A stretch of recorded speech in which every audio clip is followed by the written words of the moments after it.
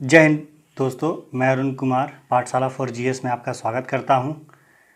मैं आज इस लेक्चर में इकोनॉमिक्स से संबंधित कुछ महत्वपूर्ण विषयों पर बात करूंगा, जैसे जीडीपी, एनडीपी, जीएनपी, एनएनपी, राष्ट्रीय आय और प्रति व्यक्ति आय।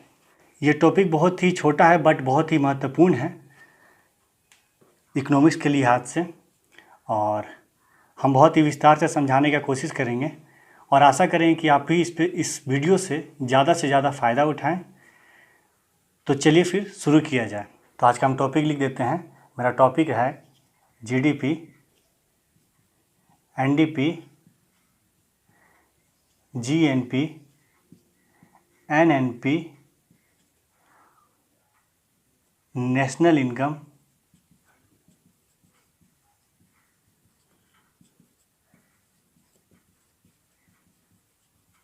एंड पर कैपिटल इनकम। तो ये मेरा आज का टॉपिक रहेगा और आज का हम अपना पहला टॉपिक लेते हैं।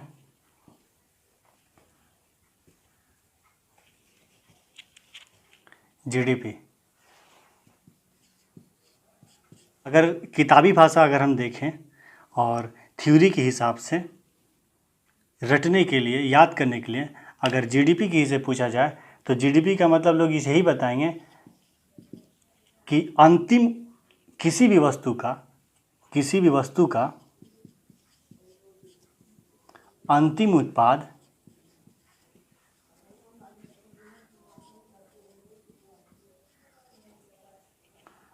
उत्पाद का अंतिम मूल्य और सेवा का कुल योग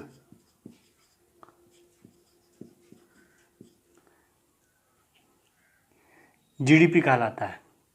एक साल का, 1 फाइनेंशियल ईयर। ठीक है, ये तो हमारा एक किताबी भाषा हो गया, बट समझने वाली बात ये है कि अंतिम उत्पाद और सेवा होता क्या है।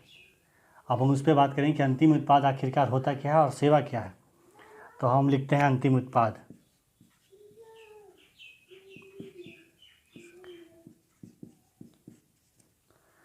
स्पेलिंग पे मत जाइएगा क्योंकि थोड़ा मेरा स्पेलिंग में गलती होता है, थोड़ा ही शब्द पे गौर कीजिएगा, लेक्चर पे गौर करिएगा। स्पेलिंग आप अपने सुधार सकते हैं, समझ में आना चाहिए बस। बाद बाकी लैंग्वेज तो कोई भी तैयार कर सकता है। ठीक है, चलिए फिर अंतिम उत्पाद क्या है। मान लीजिए कि एक प्रमोद नाम का कोई किसान है,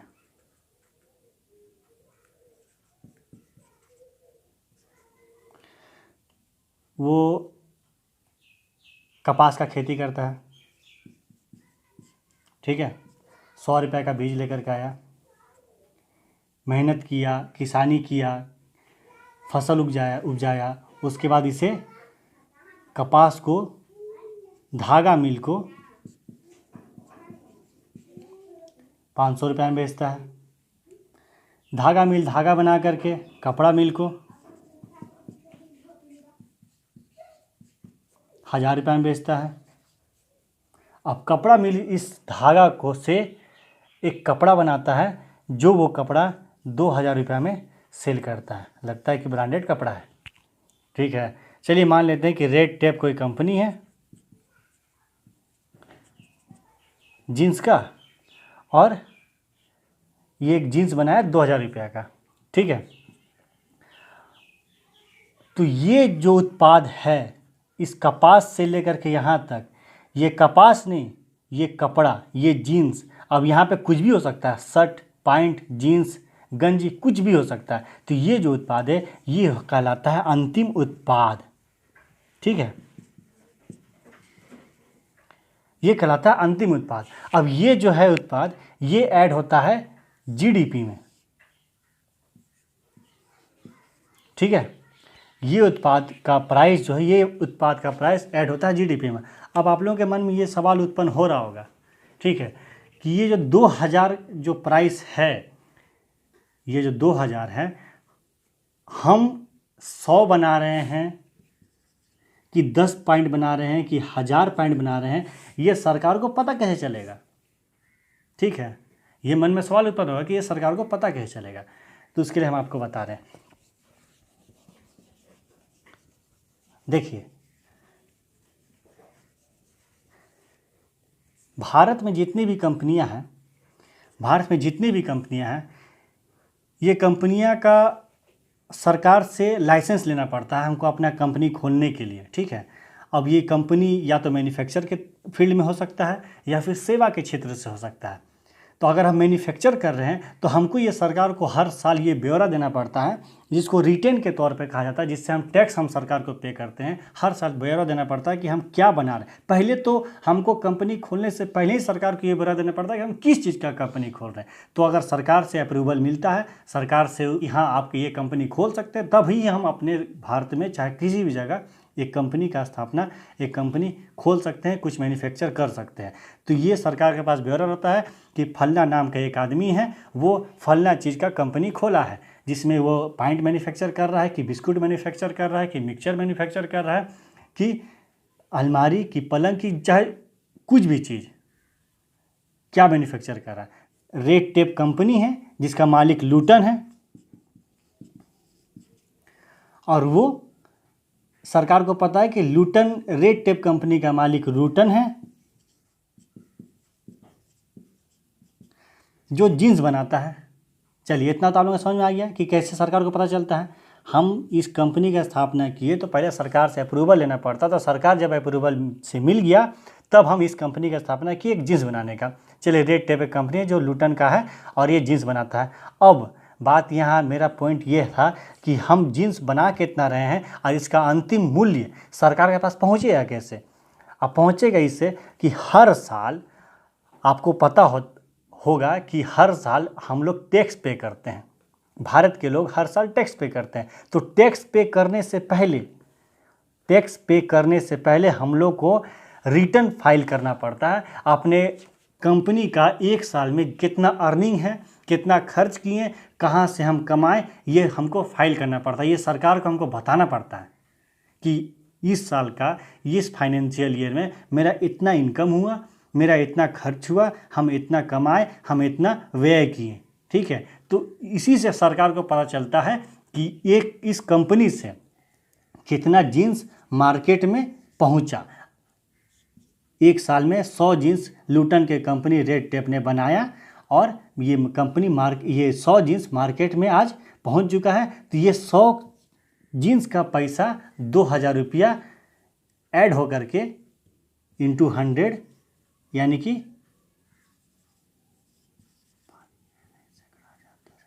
2 लाख रुपया जीडीपी में ऐड हो गया है। ये होता है अंतिम उत्पाद। ऐसे पता चलता है सरकार को। चलिए, ये जीडीपी में ऐड हो गया है। अब ये तो पता चलिए कि अंतिम उत्पाद कैसे ऐड होता है। अब हम सेवा का बात करते हैं। कि सेवा का पैसा कैसे ऐड होता है। ठीक है, अब देखिए, पहले बताइए सेवा होता क्या है, सेवा क्या है भारत में।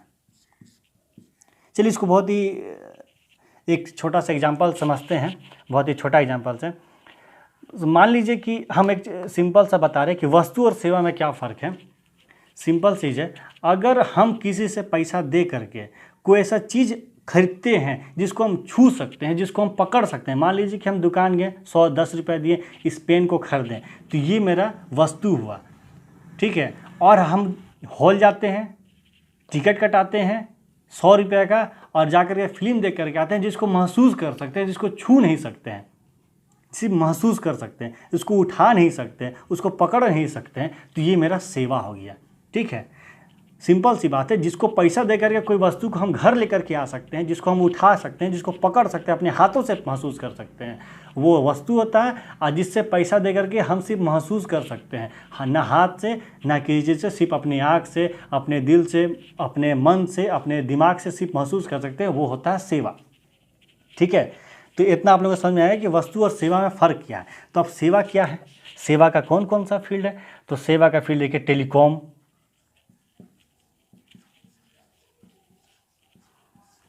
टेलीकॉम हो गया, हम मोबाइल फ़ोन पे किसी से बात करते हैं, पैसा पे करके पैसा भराते हैं। 399 रुपये आजकल का जियो का पैक आ रहा है, अब 444 रुपया हो गया है, बहुत महंगा हो गया है जियो भी, ठीक है। तो 399 का पैक आता है, अब लगता है 444 में, अब तो और महंगा हो गया बात करना, किसी से बात करना भी धीरे धीरे महंगा होता जा रहा है। हाय हेलो है, मम्मी पापा से भी लोग बात करते हैं, ठीक है, अपने भाई बहन दोस्त यार से भी लोग बात करते हैं। तो ये होता है सेवा। हम पैसा दे करके क्या कर रहे हैं, 300 रुपया 1000 रुपया नेट भराते हैं, क्या कर रहे हैं, सिर्फ हम आँख से देख सकते हैं, उसको महसूस कर सकते हैं, उससे ज्ञान ले सकते हैं, बस उठा नहीं सकते हैं, उसको हाथ से छू नहीं सकते हैं, ठीक है ना। तो ये सेवा। और क्या हो गया सेवा, रेलवे हो गया, बैंक हो गया, ठीक है, जितने तरह का शिक्षण संस्थान है, स्कूल हो गया, कॉलेज हो गया, ट्यूशन हो गया, ये सब किस में आता है, सेवा क्षेत्र में आता है, ठीक है। तो अब आप सेवा क्षेत्र में क्या आता है ये तो आप समझ गए, लेकिन इसका पैसा ऐड कैसे होता है, अब हम ये बताते हैं आपको कि सेवा क्षेत्र का पैसा जीडीपी में ऐड कैसे होता है। अब मान लीजिए हम एक एग्जांपल लेते हैं रेलवे का, ठीक है, रेलवे का एग्जांपल लेते हैं।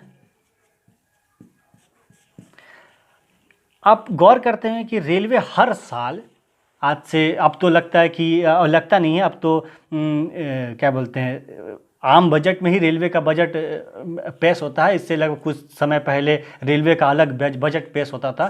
तो इस बजट में सरकार अपना रेल मंत्री जो है, मतलब रेलवे का जो मेन मतलब कि जो मंत्री है, मतलब रेलवे का सबसे प्रमुख आदमी, वो हर साल रेलवे का बजट पेश करके क्या बताता है, वो यह बताता है कि रेलवे ने इस साल कितना अर्निंग किया, रेलवे पिछला साल कितना अर्निंग किया, और इस पैसा को कहाँ पे खर्च किया जाएगा, इस पैसा को कहाँ खर्च किया जाएगा, कहाँ लगाया जाएगा।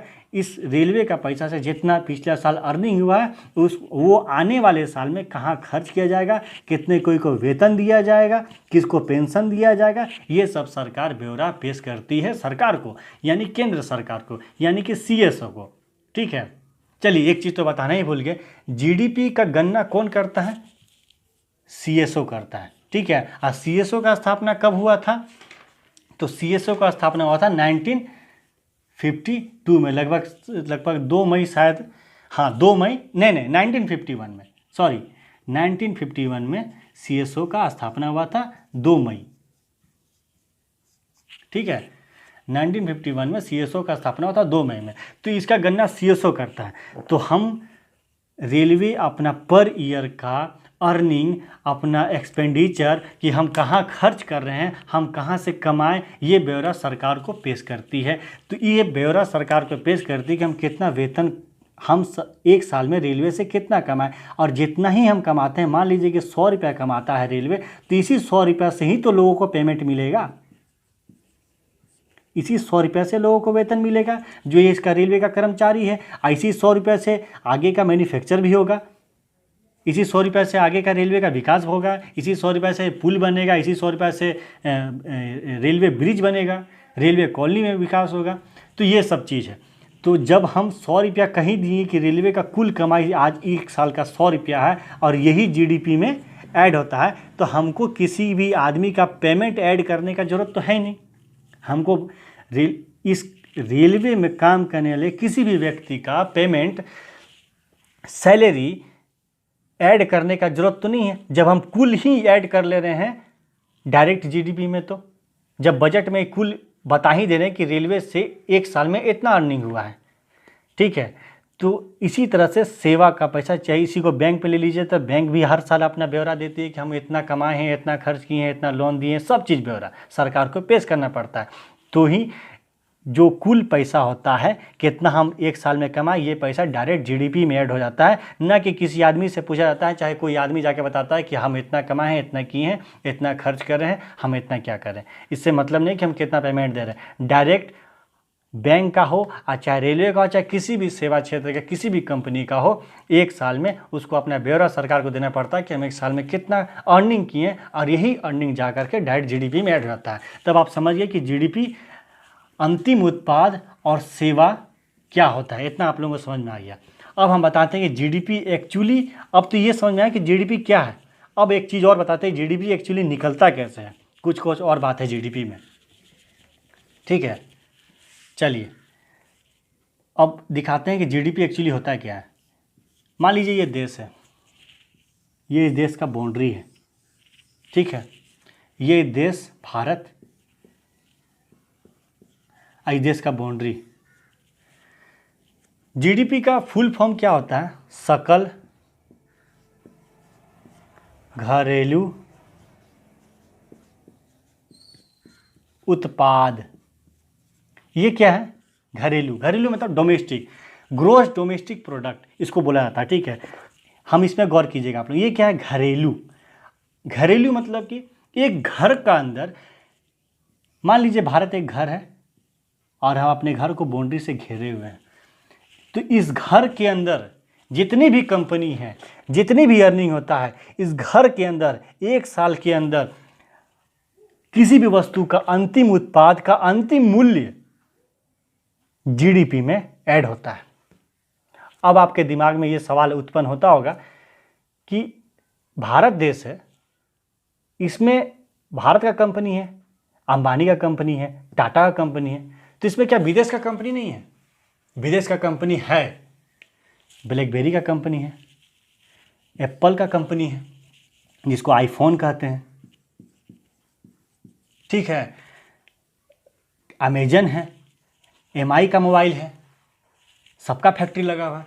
तो क्या आपके मन में ये सवाल उत्पन्न होगा कि क्या ये पैसा भी ऐड होता है? यस, ये भी जीडीपी में ऐड होता है। अब हम आपको दिखाते हैं, देखिए कैसे बता रहे हैं। जीडीपी इजकल टू, मान लीजिए कि एक्स कोई भारत का घरेलू कंपनी, घरेलू मतलब भारत का ही कंपनी, भारत का। वाई क्या हुआ? विदेश का कंपनी। तो जीडीपी इजकल टू क्या हो गया? X plus y. ये देखिए जीडीपी इजकल टू क्या हुआ? X plus y. इसका मतलब ये कहने का मतलब ये है कि हम बाउंड्री का अंदर, अपने बाउंड्री के अंदर अगर एक पैसा भी कहीं से भी, चाहे भारत का हो, चाहे विदेश का हो, चाहे अमेरिका, चाहे फ्रांस, चाहे चीन, किसी का भी हो, अगर एक पैसा भी कहीं किसी चीज़ से, कोई भी वस्तु से एक पैसा भी अर्निंग होता है, एक पैसा भी कमाई होता है, तो ये पैसा कहाँ ऐड होता है? जीडीपी में। सिर्फ देखिए, सिर्फ बाउंड्री का खेल है ये जो है ना, ये देश सिर्फ बाउंड्री का खेल है। इस बाउंड्री के अंदर आ गया, कहते हैं ना कि मेरे घर आ गया तो मेरा सामान हो गया, तो उसी प्रकार इस बाउंड्री के अंदर कोई भी कंपनी आ गया, किसी भी ने भी 1 रुपया का कोई कमाई किया, तो ये पैसा कहाँ हो जाता है? जीडीपी में। समझ में आया? अब एक चीज़ आप लोगों के दिमाग में आ रहा होगा, मेरे मन में भी ये सवाल आया था कि हम बता रहे हैं, थोड़ा मिटा लेने दीजिए। देखिए आप लोग मन में एक सवाल आ रहा होगा, हम तभी से बोल रहे हैं अंतिम उत्पाद का अंतिम मूल्य, अंतिम उत्पाद का अंतिम मूल्य। चलिए कोई किसान है, चना का खेती करता है, ठीक है, समझिए चना का खेती करता है।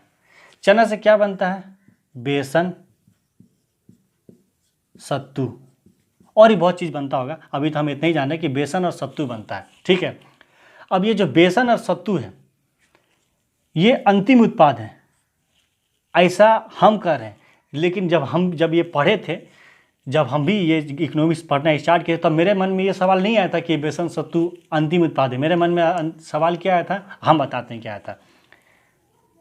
अब मान लेते हैं कि प्रमोद समोसा बेचता है, ठीक है, चाहे हम पकौड़ी ले लेते हैं, प्रमोद पकौड़ी वाला। आजकल नरेंद्र मोदी ने खूब बोला है कि कुछ नहीं है तो पकौड़ी बेचो, तो प्रमोद पकौड़ी वाला। अब ये बाजार जाता है, बेसन लेकर के आता है 10 रुपये का, नमक लेकर के आता है 10 रुपये का, प्याज लेकर के आता है 10 रुपये का। प्याज का पकौड़ी बनाएगा, मेरा फेवरेट पकौड़ी है। इस सब से बनाता है और इसे बेचता है 5 रुपया पर पकौड़ी, ठीक है। तो ये सवाल मेरे में आया था जब हम भी पढ़े थे कि अंतिम उत्पाद तो पकौड़ी हुआ, तो ये पैसा जीडीपी में तो जा नहीं रहा है।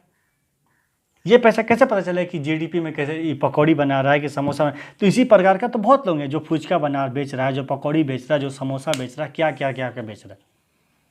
ठीक है, अब देखिए दो चीज़ में हम आपको समझाते हैं,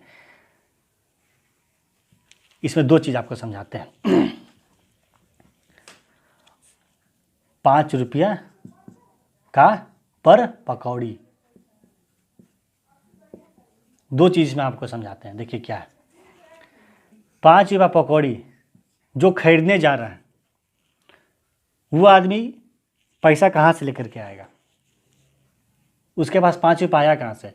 दो चीज़ हो सकता है, या तो सेवा क्षेत्र से हो सकता है, वो सर्विस वाला हो सकता है, गवर्नमेंट जॉब वाला हो सकता है, या फिर खुद का, हाँ सेवा, या तो सेवा क्षेत्र से हो सकता है, सरकारी नौकरी का हो सकता है, गवर्नमेंट जॉब का हो सकता है, या फिर बिजनेस का हो सकता है। ठीक है, 5 रुपया वो कहाँ से लेकर सकता है? या तो गवर्नमेंट जॉब से ला सकता है, या फिर बिजनेस से ला सकता है, खुद का बिजनेस हो। अब सेवा क्षेत्र से मान लीजिए कोई लड़का है जो रेलवे में है, चाहे बैंक में है, वो 10,000 रुपया मंथली कमाता है। ठीक है, बिजनेस में है वो 20,000 रुपया मंथली कमाता है।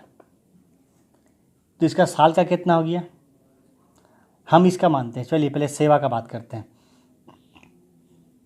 रेलवे में है तो हम आपको क्या पहले बोले थे कि रेलवे का जब एक साल का पूरा कमाई बजट के तौर पे जीडीपी में सरकार को बताया जाता है, वो जीडीपी में ऐड होता है, तो इसी एक साल का पूरा कमाई को ही से पैसा निकाल के तो इसको वेतन मिला है। और इसी वेतन रेलवे जो है हर साल अपने बजट में अपना पूरा अर्निंग का ब्यौरा सरकार को जब पेश करती हैं और सरकार सीएसओ को बताती है और सीएसओ जीडीपी में ऐड करता है। ठीक है, इतना समझ में आ गया पर साल का। तो रेलवे का जो एक साल का पूरा अर्निंग है उसी से पैसा निकाल के इस आदमी को पेमेंट मिला 10,000 रुपया, और इसी आदमी ने इसी में से 5 रुपया निकाल करके प्रमोद नाम का पकौड़ी वाला से पकौड़ी लिया। ठीक है, समझिए, तो ये 5 रुपया है 10,000 में ऐड हुआ, ये 10,000 रेलवे का बजट में ऐड हुआ, और ये रेलवे का बजट केंद्र सरकार के पास गया और केंद्र सरकार ने सीएसओ को सौंपा। समझे?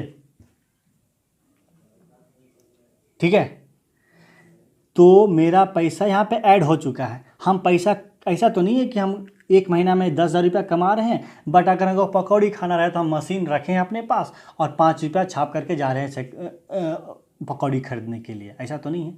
हम जितना कमाते हैं, या फिर सेवा क्षेत्र से हो या फिर बिजनेस हो, हम जितना कमाते हैं उसी से ही अपना अपना खर्चा चलाते हैं, उसी से ही हम अपना व्यय करते हैं प्रत्येक महीने या पर ईयर। ठीक है, वही चीज़ को बिजनेस में ले लिया जाए। बिजनेस में हम 20,000 रुपया कमाते हैं, और हम आपको शुरू में ही बताएं कि बिजनेस का कोई भी आदमी हो, चाहे कोई भी बिजनेस हो, चाहे कोई मैन्युफैक्चर का हो, वो अपना ब्यौरा सरकार को पेश करता है पर ईयर रिटर्न के तौर पे। तो जब ये रिटर्न के तौर में पेश कर ही दिया तो ये भी पैसा ऐड हो गया है जीडीपी में। समझे? ये पहला पहलू। दूसरा पहलू देखिए हम क्या कहना चाह रहे हैं।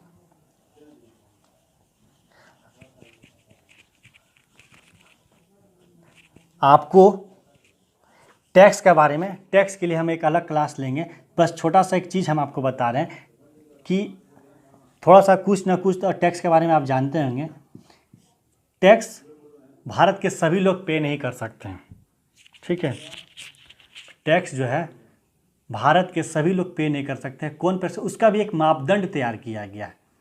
टैक्स का एक मापदंड तैयार किया है कि अब उसके लिए एक अलग क्लास लेंगे। अभी हम सिंपल से आप लोगों को समझा रहे कि टैक्स के लिए अलग मापदंड तैयार किया गया, जिसके तहत ऐसा हुआ कि जो 5 लाख कमाता है उसको 10% टैक्स देना है, जो 5 लाख से नीचे कमाता है उसको टैक्स नहीं देना है। ठीक है, तो एक पकौड़ी वाला, एक फुचका वाला, एक समोसा वाला साल का 5 लाख तो कमा नहीं सकता है। एक ठेला वाला जो ठेला में घूम घूम के सब्जी बेचता है, ठेला में घूम घूम के फुचका बेचता है, उसका साल का इनकम तो 5 लाख होगा नहीं। अगर उसका भी 5 लाख होने लगा तब तो हम लोग विकासशील देश में आ जाएंगे, विकसित देश हो जाएंगे हम लोग। जब फुचका वाला 5 लाख कमा रहा था भाई तब तो इन लोगों को टैक्स देने का जरूरत पड़ता नहीं है।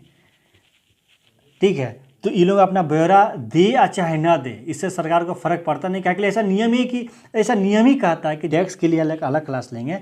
टैक्स में ही एक मैंडेटरी बना है कि बहुत सारा नियम है कि कौन आदमी टैक्स दे सकता है, कौन आदमी टैक्स नहीं दे सकता है। किसी भी मैक्सिमम अमाउंट से किसी पॉइंट मतलब इस अमाउंट से अगर आप ज़्यादा कमाते हैं तो टैक्स देना है, इस अमाउंट से अगर कम कमाते हैं तो टैक्स नहीं देना है।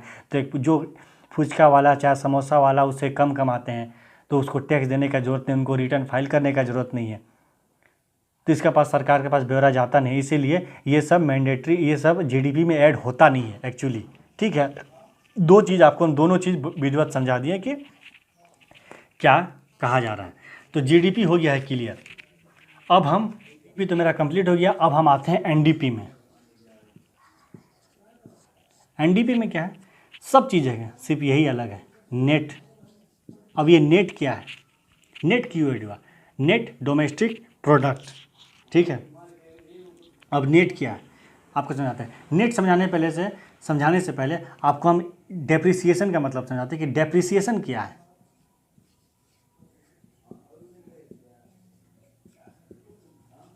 मूल्य ह्रास, इसको हिंदी में कहते हैं। अब देखिए मूल्य ह्रास क्या है। मान लीजिए कि कोई पेन का कंपनी है, सेलो पेन का, साल में 100 पेन बनाया। ये पेन अलग अलग राज्यों में गया, एक राज्य से दूसरा राज्य आते आते 20 पेन खराब हो गया। अब किसी भी कारण से खराब हो सकता है, या फिर धूप की वजह से सूख जा सकता है, उसका इंक सूख सकता है, या फिर पेन टूट सकता है। अब ट्रक में आ रहा है, बस में आ रहा है, ट्रेन में आ रहा है, किसी भी चीज़ से। इसको इसमें घटाएं, कितना है 80। अब देखिए ये जो 100 पेन है, इस 100 पेन का जितना प्राइस है ये ऐड होता है जीडीपी में। बट एनडीपी में नेट इनकम मतलब नेट डोमेस्टिक प्रोडक्ट, एक्चुअली में मेरा जो मूल राशि हुआ इसको कहते हैं कि मूल राशि। ठीक है, इसे कहते हैं मूल राशि। ये जो 20 है ये मूल राशि है। तो नेट इनकम कितना हुआ, हम इसको तो बेचेंगे नहीं, इसको तो हम बेचेंगे नहीं, हम बेचेंगे कितना को, 80 को। तो 80 से मेरा कितना इनकम हुआ ये कहलाता है एनडीपी। ठीक है, ये कहलाता है एनडीपी। समझ में आया। अब देखिए मूल रस दो चीज़ हो सकता है। एक यह कि अब एलईडी बल्ब है, पंखा है, चाहे कोई भी मशीन है, हम बना रहे, कुछ कपड़ा है, कपड़ा। अब बात यह है कि हम 20 पेन मेरा यहाँ ख़राब हुआ, 20 पंखा ख़राब हो गया, चाहे कुछ भी चीज़, कोई भी कंपनी में चीज़ है, तो हम बना तो रहे इतना, वहाँ से लेकर के आते 100 को लेकर के तो निकले। तो 100 को जब लेकर के यहाँ से गेट से, कंपनी का गेट से निकले, और ये कंपनी एक साल में सरकार को ब्यौरा दे दिया कि हम 100 माल एक साल में भेज चुके हैं, बाज़ार में पहुँच चुका है, तो ये तो जीडीपी में ऐड हो गया। बट नेट क्या है, नेट कितना है मार्केट में बिका, तो मार्केट में 80 पेन, 80 बल्ब, 80 पंखा, 80 गाड़ी, 80 कपड़ा बिका। समझे। तो ये जो इसका प्राइस है ये होता है एनडीपी, ये पैसा ऐड होता है तो इसको बोलता है कि एनडीपी। अब मूल राशि एक, अब समझ लीजिए कि अब कोई कंपनी है, ठीक है, कंपनी चला रहा है। समझ लीजिए कि दिल्ली में कोई कंपनी है किसी चीज़ का, और वहाँ से सामान बना है और उसको बिहार लेकर के आना, रास्ता में ट्रक से आ रहे हैं, ठीक है ना, ट्रक से आ रहे हैं, ट्रक से आते आते चक्का में कुछ खराबी आ गया, चक्का पंचर हो गया। ठीक, चलिए उससे पहले एक चीज़ आपको समझाते हैं डेप्रिसिएशन के बारे में, मूल राशि के बारे में। ये मैथ का टॉपिक है, अगर हम मैथ क्लास लेंगे तब आपको हम प्रॉफिट एंड लॉस में आपको समझाएंगे कि मूल राशि क्या है, उसमें आपको बताएंगे। एक सिंपल सा एक छोटा एग्जांपल देते हैं आप लोगों को। क्या, एक व्यापारी है, थोक मार्केट जाता है और 100 रुपये का सामान लेता है, 500 रुपये का सामान लेता है, रिक्शा करता है, 50 रुपये देता है, बीच में जब वापस लेकर के आता है रिक्शा में तो 50 रुपये रिक्शा का भाड़ा होता है। उसके बाद 10 रुपये का चाय नाश्ता करता है। ठीक है, तो हम ये आपसे कहना चाह रहे हैं कि 500 रुपये का सामान हम खरीदें, अब 50 रुपये रिक्शा का भाड़ा, 10 रुपये का चाय नाश्ता किए, तो ये पैसा हम अपना पैकेट से देंगे? नहीं, ये पैसा हम इसमें ऐड करेंगे। तो इसी को बोला जाता है मूल ह्रास। समझ में आया? ये पैसा ऐड करके मेरा माल कितना का हो गया, तो 560 रुपये का मेरा माल हो गया। अब इसमें हम फ़ायदा कमाएंगे, एक एक चीज़ उसमें बेचेंगे तब इसमें हम फ़ायदा कमाएंगे। समझ में आया? इसी को बोला जाता है मूल ह्रास। तो कोई कंपनी है, कोई चीज़, मान लीजिए पेन बनाने का मशीन है, मशीन ख़राब हो गया, उसको हम चेंज किए, समझे, तो इसमें पैसा लगा, वो पैसा फिर ऐड कर लेता है, लोग अपने जो सामान बना रहे उसमें ऐड कर लेता है, सामान हम जो बना रहे उसमें ऐड करता है। तो जो ऐड करके सरकार के पास पेश हुआ उसको जीडीपी में, और जो बिना ऐड करके सरकार के पास पेश हुआ उसको एनडीपी कहते हैं। समझ में आया? चलिए, एनडीपी भी क्लियर हो गया। अब आज का क्लास यहीं तक रखते हैं। अब नेक्स्ट क्लास में आपको हम क्या क्या बच गया मेरा, जीएनपी, एनएनपी, बहुत लंबा लंबा क्लास होने से बहुत ही दिक्कत होता है, तो आज का क्लास यहीं तक रखते हैं। और नेक्स्ट क्लास में हम जीएनपी, एनएनपी और मेरा नेशनल इनकम और पर कैपिटल इनकम बच गया, इसको भी बहुत ही विस्तार से समझाएंगे। देखिए, अगर किसी भी चीज़ को विस्तार से समझाते तो टाइम लगेगा ही लगेगा, समझ में आना चाहिए। ऐसे हम सिर्फ समझा दें कि ये चीज़ है, वो अंतिम मूल्य का अंतिम उत्पाद का अंतिम मूल्य, सेवा को ऐड करके जीडीपी कहते हैं, ये तो बात कहनी वाली, लेकिन लोगों को यही नहीं समझ में आता है कि अंतिम उत्पाद आखिर का होता क्या है, सेवा का पैसे ऐड कैसे होता है। ठीक है, तो अब नेक्स्ट क्लास में आपको हम जीएनपी, एनएनपी और जो भी बचा हुआ टॉपिक है इसको हम कंप्लीट करेंगे। और अगर आपको मेरा वीडियो पसंद आया हो तो प्लीज़ सब्सक्राइब करें और लाइक करें, और अगर सही में अगर अच्छा लगा हो, इस वीडियो से आप कुछ प्राप्त किए हो और ये वीडियो का फ़ायदा उठाए हैं, बहुत अच्छा लगा हो, तो इसे शेयर भी करें और लोगों को बताएं भी। हम कोशिश करेंगे कि कुछ हर एक टॉपिक को, हिस्ट्री है, ज्योग्राफी है, पॉलिटी है, इकोनॉमिक्स है, हर चीज़ का हर सब्जेक्ट हम लेकर के आप लोगों के सामने आएंगे और बहुत ही बारीकी से आप लोगों को समझाएंगे। और इसके बाद आप लोगों को कभी इस चीज़ से लेकर के, इस टॉपिक से लेकर के, किसी भी चीज़ को समझाने के बाद उस टॉपिक से लेकर के आपको कहीं भी डाउट नहीं होगा, बहुत ही विस्तारपूर्वक आपको समझाएंगे। तो चलिए फिर आज का क्लास यहीं पे ख़त्म करते हैं। फिर जय हिंद दोस्तों।